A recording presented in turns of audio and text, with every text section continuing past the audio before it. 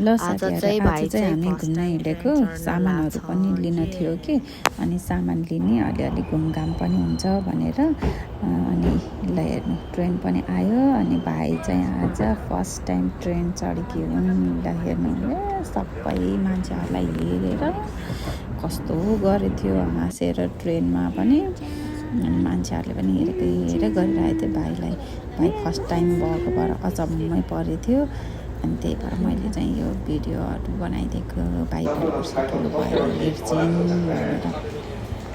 अनि सामानहरु पनि लिन थियो कि हामी गाडीमा पनि कति हिँड्ने है कहिले पनि ट्रेनमा हिँडौँ न त भनेर अनि ट्रेनमा हिँडेको अनि त्यसपछि फाइनली हामी चाहिँ स्टेसनमा पनि पुग्यौँ है।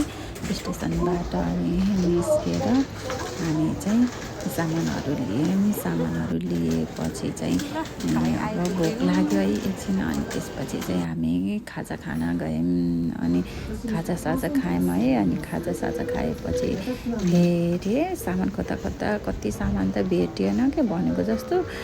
किनभने मलाई त जहिले जे सामान किन्छु भने त्यो सामान त्यति बेला पाइन्न के अनि सामान खोजेको पनि भेटेन है। कति राति भइसक्यो 8:30 9 नै बज्न लागिसकेको थियो है। अनि भयो जाम घर भनेर अनि हिँडेको धेरै पछि ट्रेनमा हिँडेको भएर होला नि कस्तो थकाइ लागे जस्तो नि भएको। फेरि सामान खोज्दा कस्तो थकाइ लागेको के अनि ड्याडीले चाहिँ तिमीलाई थकाइ लागेको भए म अगाडि नै जान्छु अगाडि नै स्टेसनमा झरेर घरमा गएर गाडी लिएर आउँछु भनेर जानुभएको मान्छे त चाबी नै लिएर जान बिर्सेर हे भगवान् झन् आपत। त्यो दिनमा त कस्तो भएको के भने जस्तो नि नभएको। धन्न पद्मा सिस्टरहरूले चाहिँ हामीलाई राति भए पनि त्यति राति बुढाबुढी बाबु भएर छोड्न ल्याइदिनु भएको। Thank you.